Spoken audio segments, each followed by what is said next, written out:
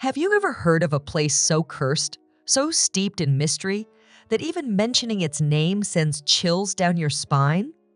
Tonight, we take you deep into the wilderness to uncover the dark secret of a city that time forgot. Welcome to another spine-tingling tale from Spectral Tales, where the line between myth and reality blurs.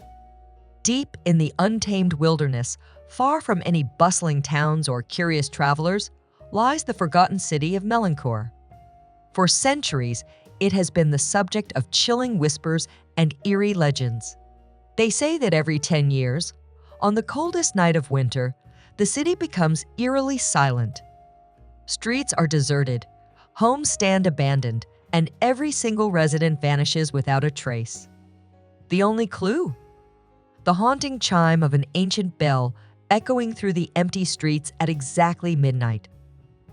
Determined to uncover the truth, Dr. Elias Graves, a renowned historian and skeptic of the supernatural, ventured into Melanchor just days before the fateful night. With nothing but his journal to record every clue, his camera to capture undeniable proof, and a stubborn belief in rational explanations, he was certain this would be another myth to disprove. As the clock neared midnight, Dr. Graves found himself standing alone in the center of Melanchor's main square. The moonlight barely pierced through the thick clouds, casting long shadows over the abandoned buildings. The silence was deafening. No wind, no rustling leaves, just the heavy stillness of a city frozen in time. He set up his camera on a nearby stone bench, adjusting the focus as he prepared to capture whatever came next. The feeling of unease crept over him, but his skepticism kept him grounded. It's just a local legend. He whispered to himself, trying to steady his breath. There must be a reasonable explanation for all of this. Suddenly, the first toll of the bell rang out, sharp and clear, breaking the silence like a thunderclap. Dr. Graves jumped, the sound so loud and close it sent a shiver down his spine. The bell tolled again and again, each chime louder, more urgent. With a growing sense of dread, Dr. Graves turned toward the source of the sound, trying to make sense of it. His eyes scanned the square, but all he could see were the same empty streets and derelict buildings. The chimes continued echoing through the city, each toll like a warning. Suddenly, the ground beneath his feet trembled. It was subtle at first, like the distant rumble of an earthquake. But it grew stronger, shaking the very air around him. Panic rose in his chest, but he couldn't move. Something about the bell's sound seemed to hold him in place, as if it were calling him, pulling him toward the unknown. And then, as if on cue, the streets began to change. The tremors beneath Dr. Graves' feet intensified, shaking the air around him.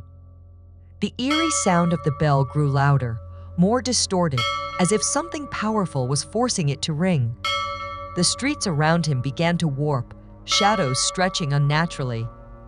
A whisper carried on the wind, faint yet unmistakable. Help us. Suddenly, a figure appeared from the darkness. A woman, flickering like a fading flame, her face pale and hollow. Her eyes were empty pits, her mouth unmoving. Dr. Graves froze. Who are you? He demanded.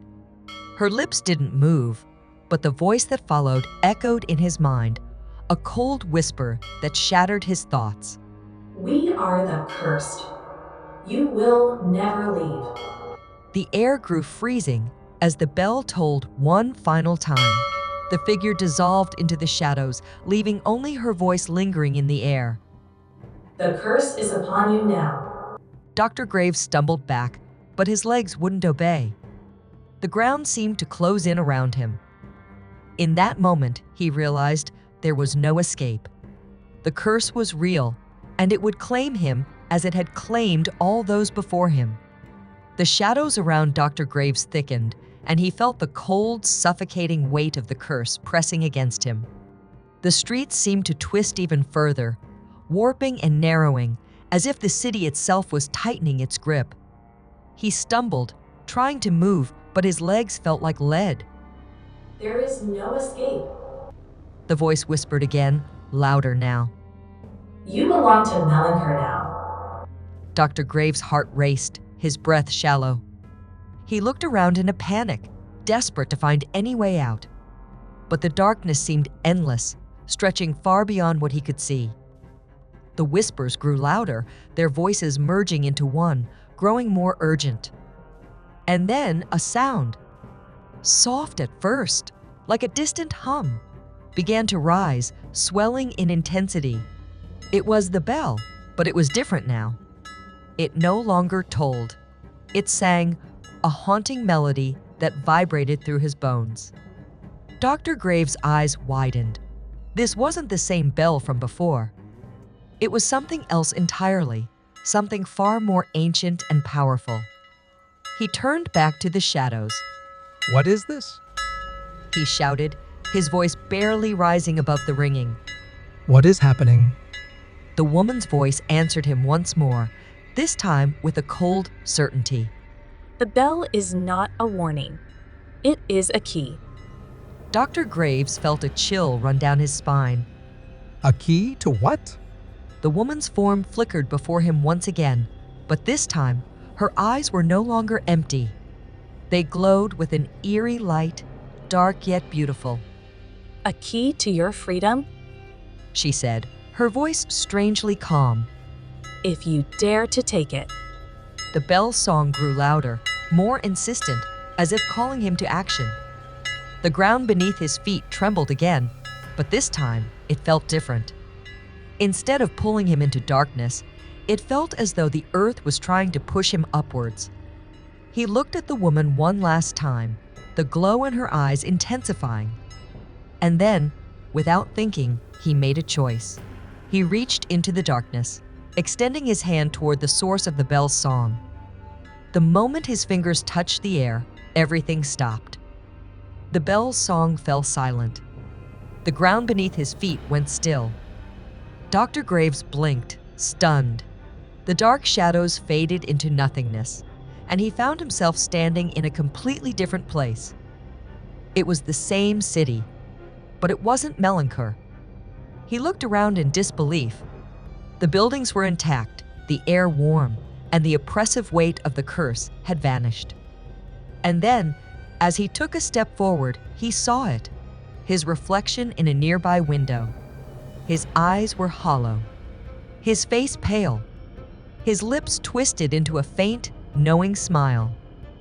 He was still trapped, but the real shock hit when he saw the same woman standing behind him, now wearing the same expression. She wasn't a ghost anymore. She was real, and she wasn't alone. There were others, dozens of them, all with the same hollow eyes. You didn't escape. She whispered, her voice now chillingly familiar. You only took my place. As Dr. Graves stood frozen, his reflection staring back at him with hollow eyes, the weight of his choices finally settled in. He had thought he escaped, but in truth, his actions had only sealed his fate. The woman's eerie whisper echoed in his mind once more. You cannot escape Melanchor. It claims all who dare to enter. But now, you are one of us. With the shadows closing in, he turned to face the others, their empty eyes mirroring his own. He had become part of the curse he sought to outrun. The city had claimed him, just as it had claimed so many before. The bell tolled again in the distance, but this time it was not a warning. It was a confirmation. Melanchor had won. Thank you for watching. If you enjoyed the story, don't forget to like, comment, and subscribe for more chilling tales. Stay vigilant, because sometimes escaping the darkness only leads you deeper into it.